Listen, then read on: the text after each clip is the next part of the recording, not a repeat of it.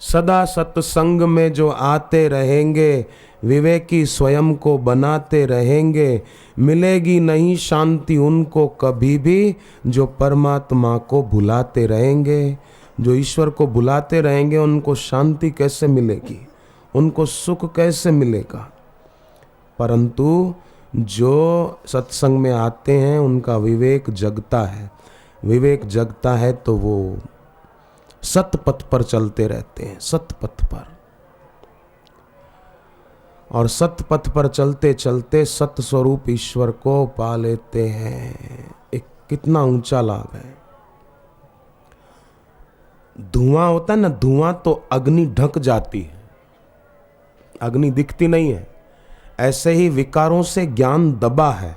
जैसे बीज अपनी खोल से ढका होता है, बीज होता है ना, बीज महाराज जी, बीज अपनी खोल से ढका होता है, उसी प्रकार विकारों से ज्ञान दबा है।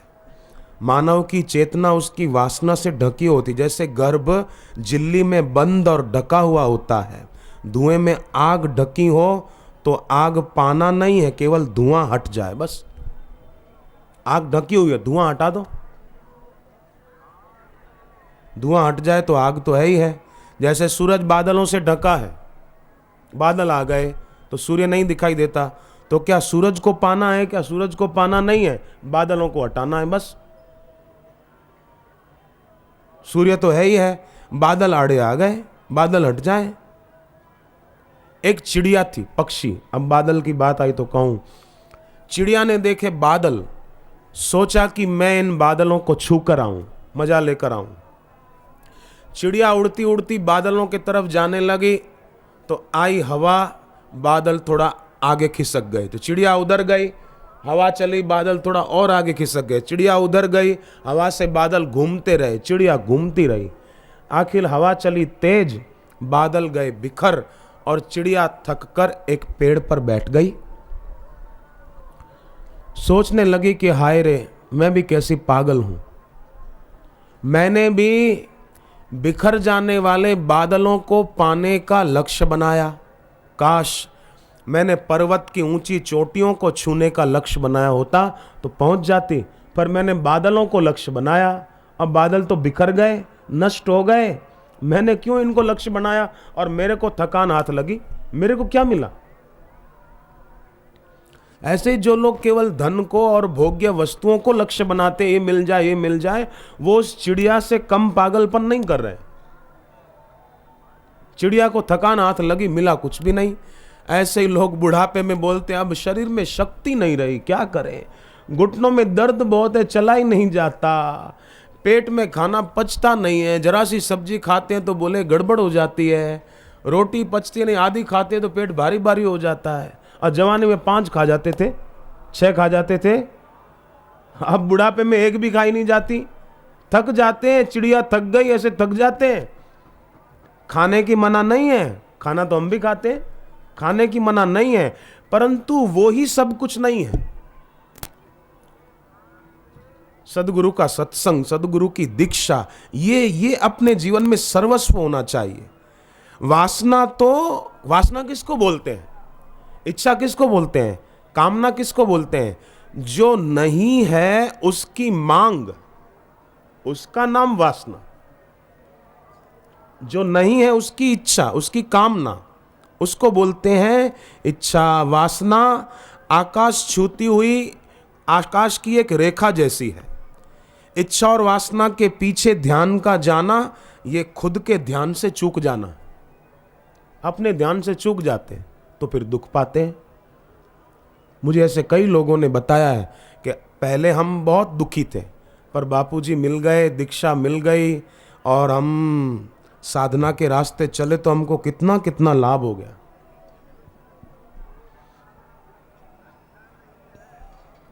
एक आदमी ने बताया कि वो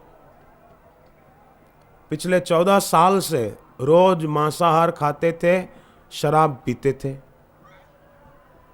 रोज, परंतु दिल्ली में 3 दिन सत्संग सुना, मुझे उन्होंने बताया कि अब मैं ये सब छोड़ रहा हूं, मुझे ये सब तुच्छ लग रहा है और मुझे लग रहा है कि बापूजी पहले मिलते तो मैं पहले ही छोड़ देता ये। और फिर दीक्षा ले ली, जीवन बढ़िया हो गया, पवित्र जीवन हो गया। अब जो पैसे उसमें जाते थे अब अच्छे काम में लगाने लग गए। कितना फायदा हो गया सत्संग सुनने मात्र से। सुनाने वाले तो वैसे कई मिल जाते हैं, इस जगह प्रवचन उस जगह प्रवचन, परंतु कहानियां किस्से और चुटकुले सुनाना बड़ी बात नहीं है। सामने वाले के उद्धार की बात सुनाना, उद्धार कैसे हो वो तो वही बता सकता है जिसका खुद का उद्धार हुआ हो, जो खुद मंजिल पर पहुंचा हो, वो बता सकेगा कि आप भी इस रास्ते से आओ।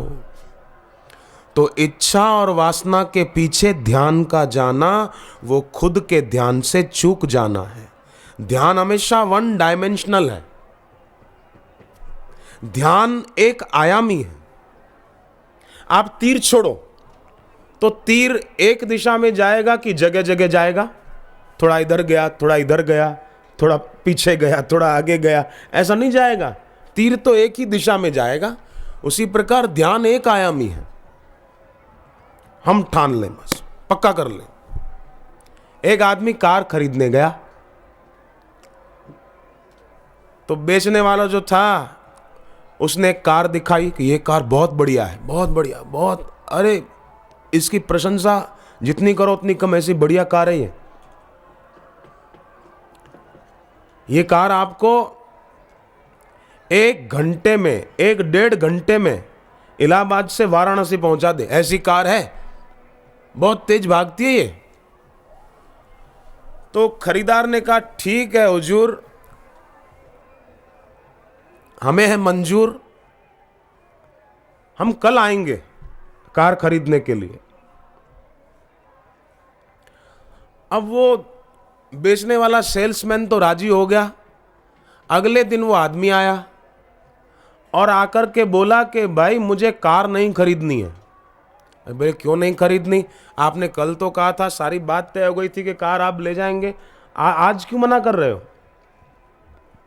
बोले मैंने रात भर सोचा, मेरे को नींद ही नहीं आई। मैंने रात भर सोचा कि मेरे को तो बनारस जाना ही नहीं है तो मैं कार क्यों खरीदूं? मेरे को तो भाई आगरा जाना है, बनारस जाना ही नहीं है। अब भाई मेरे, कार कोई जबरदस्ती तुमको इलाहाबाद से वाराणसी ले जाएगी क्या? तुम जहां चाहो कार का स्टीयरिंग मोड़ो, तुम आगरा चाहो तो आगरा चले जाओ, दिल्ली चाहो दिल्ली चले जाओ। कार जबरदस्ती नहीं कहेगी मेरे को वाराणसी ही ले चलो। उसी प्रकार हमारे जीवन में जो शक्ति है, जो समय है, वो ये नहीं कहेंगे भाई हमको इधर ले चलो, भोगों में ले चलो। शक्ति ये नहीं कहेगी, हम जहां चाहें वहां शक्ति को लगाएं, भोग में लगाएं, भगवान में लगाएं, ये मर्जी हमारी है। हम जहां चाहें गाड़ी को ले जाएं, वाराणसी ले जाओ, इधर आगरा ले जाओ, दिल्ली ले जाओ, अहमदाबाद ले जाओ, जहां ले जाओ।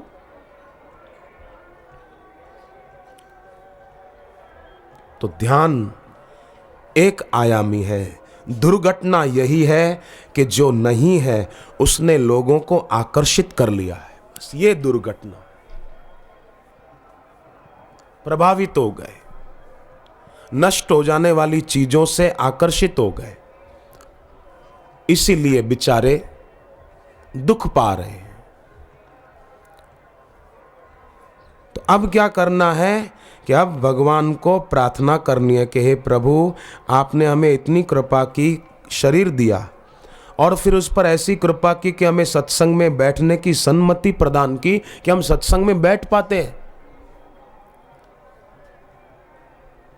पापी आदमी की रुचि नहीं होगी सत्संग में बैठने की, बैठ नहीं पाएगा, पाप भगा के ले जाएगा। जैसे बुखार आता है तो भूख नहीं लगती, उसी प्रकार पाप अति होता है तो सत्संग में बैठने की रुचि नहीं होती। फिर मन बहाने बनाएगा, इधर जाना है, उधर जाना है, ये काम करना है, वो काम करना है। अरे भाई, जिंदगी जब तक रहेगी फुर्सत ना होगी काम से, ये तो चलता रहेगा। हम थोड़ा अपना विवेक बढ़ा लें। तो दुर्घटना क्या है कि संसार में जो नहीं है उसने आकर्षित कर लिया, जो पास है उसको भूल जाते हैं और जो दूर है उसका चिंतन करते रहते हैं। भगवान से ज़्यादा पास और कौन हो सकता है, परंतु धुएं के कारण भूल जाते हैं। जैसे धुएं ने अग्नि को ढक दिया, राग रूपी धुएं के कारण हम लोग भूल गए हैं भूल। और धुआं कोई ठोस भी नहीं होता है, जरा सी हवा चले तो बिखर जाए। सुग्रीव के पास हनुमान जी आए तो सुग्रीव के हृदयाकाश से वासना के बादल बिखर गए और सुग्रीव का काम हो गया।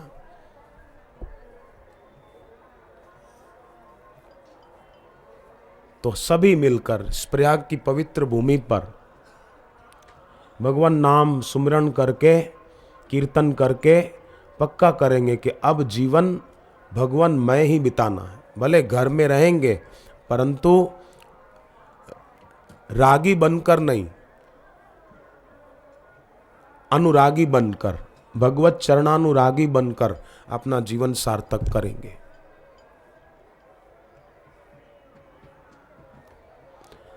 राम राम राम मेरे राम, राम राम राम राम राम मेरे राम, राम राम राम राम राम मेरे राम, राम राम राम राम राम मेरे राम, राम राम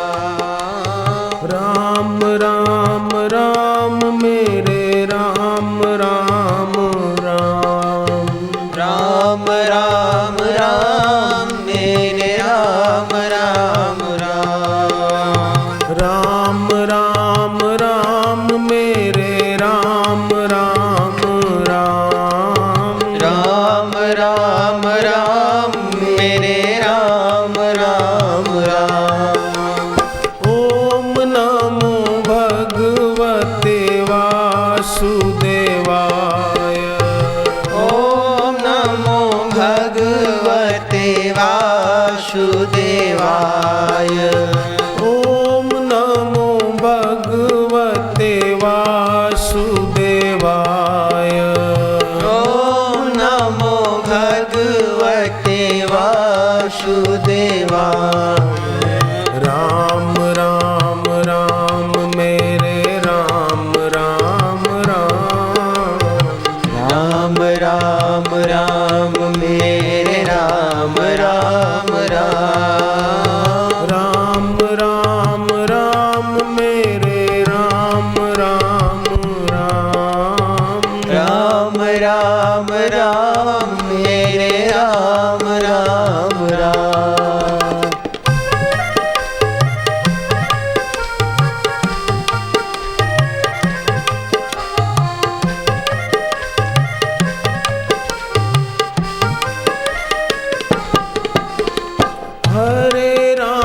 हरे राम राम राम हरे हरे। हरे राम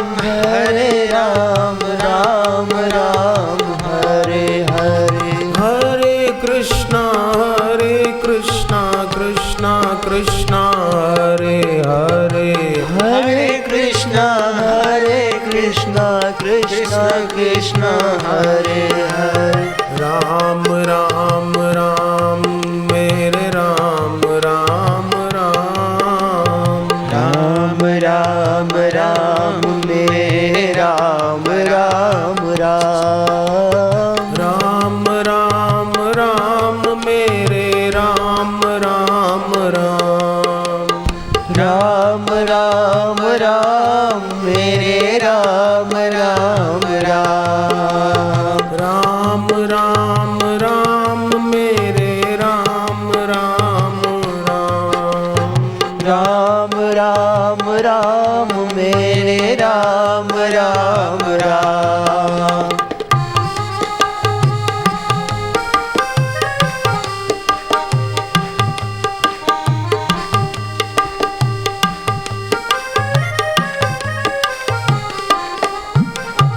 ओम नमो भगवते वासुदेवाय।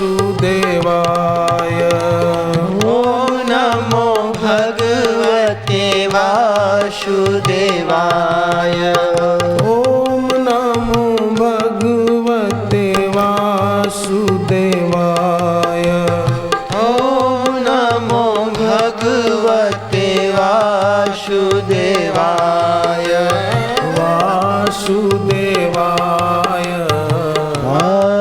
वासुदेवाय वासुदेवाय वासुदेवाय ओम नमो भगवते वासुदेवाय ओम नमो भगवते वासुदेवाय। स्वामी विवेकानंद एक बार शब्द की शक्ति अचिंत्य है, असीम है, अपरिमित है, इस विषय पर प्रवचन कर रहे थे। तो एक लड़का खड़ा हो गया, बोले महाराज जी हम इस बात पे विश्वास नहीं करते कि शब्द की शक्ति असीम है, अचिंत्य है, मैं नहीं मानता। स्वामी विवेकानंद ने कहा तेरे जैसा मूर्ख बेवकूफ क्या जाने शब्द की शक्ति क्या होती है। वो युवक बोला महाराज आप जैसे संत को ऐसे वचन बोलना शोभा नहीं देता है। बोले क्यों, मैंने क्या बोला? बोले आपके शब्द मेरे दिल पर चोट कर रहे हैं। बोले क्यों, तुम तो कहते थे ना शब्द में कोई शक्ति नहीं है। मैं नहीं मानता शब्द की शक्ति असीम है, अचिंत्य है। तो शब्द कैसे चोट कर गए तुमको? बोले बस आपने मेरे को बोला ना मूर्ख बेवकूफ बैठ जा, तो ये मेरे को बहुत चोट कर गए। तो विवेकानंद जी ने कहा कि जब थोड़े से क्रोध भरे शब्द भी अगर किसी के दिल पर चोट कर सकते हैं, असर कर सकते हैं, तो प्रेम से बोला गया भगवान का नाम वो अपना प्रभाव क्यों नहीं दिखा सकता? तू बोल के देखना।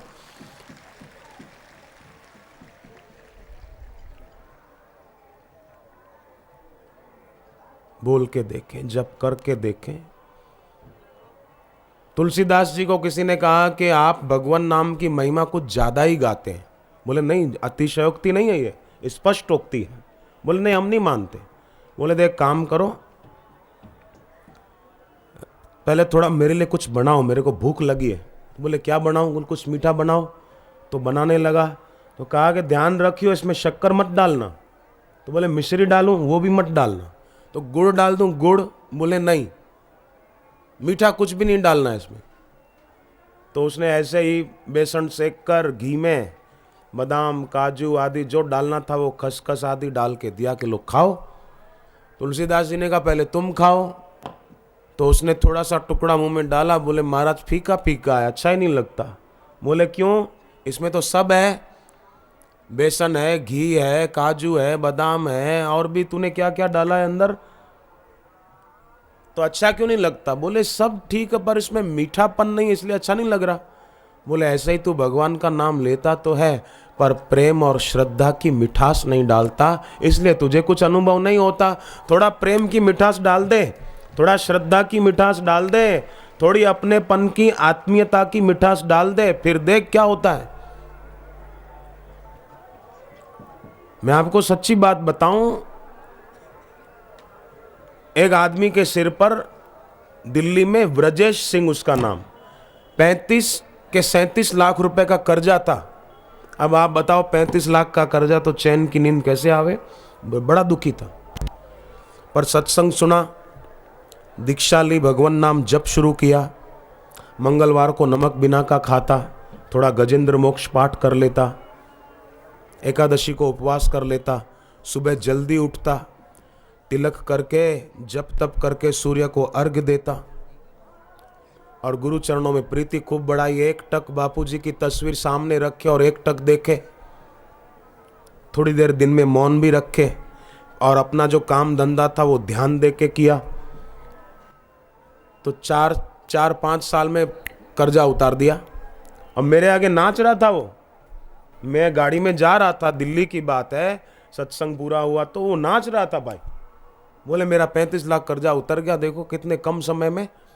अभी कोई 35 पैसे का भी कर्जा नहीं है, मैं बहुत मजे में हूं। कितना बाह्य लाभ भी होता है इसमें। सूर्य की ओर मुंह करके चलो तो परछाई पीछे पीछे आएगी, पर रागी बन जाए कोई, वस्तु का रागी, व्यक्ति का रागी। देखो कोई आदमी सिगरेट पीता है ना, तो क्या होता है कि धुआं भीतर ले जाता है ना। बीड़ी पीता है, धुआं भीतर ले जाता है। तो हम लोग कहते हैं कि ना समझ है, ये सिगरेट पी रहा है, ये धुआं भीतर ले जा रहा है, अपने फेफड़े खराब कर रहा है, पागल है पागल। अमेरिका में रिसर्च हुई है कि तंबाकू सिगरेट के सेवन से होठों का और फेफड़ों का कैंसर होता है, ये रिसर्च हुई है।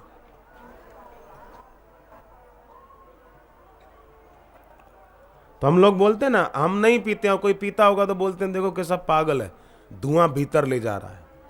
परंतु साहब याद रखिए, राग भी एक प्रकार का धुआं है। वस्तु का राग, व्यक्ति का राग, पैसे का राग, ये भी एक धुआं है। ये अगर हम भीतर रख रहे हैं तो हम भी ना समझो की गिनती में ही आ रहे हैं।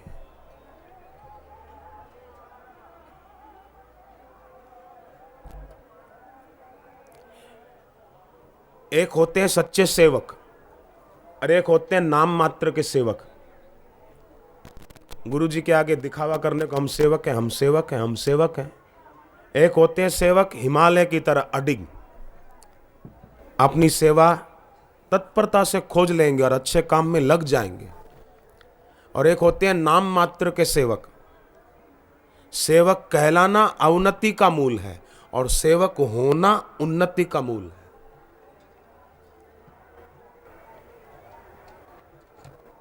और जो सेवक कहलाता है ना, वो अधिकार में आगे रहेगा। हम तो सेवक हैं, हम आगे बैठेंगे, हम इधर बैठेंगे, हमारी ये जगह है, हमारी ये जगह है, हम तो सेवक हैं, तो हमको नहीं जानते, अरे हम तो सेवादारी हैं, हम सेवादारी, हम तो आगे ही बैठेंगे, इधर ही बैठेंगे। तो वो सेवक कहलाना है जानता है, सेवा करना नहीं जानता।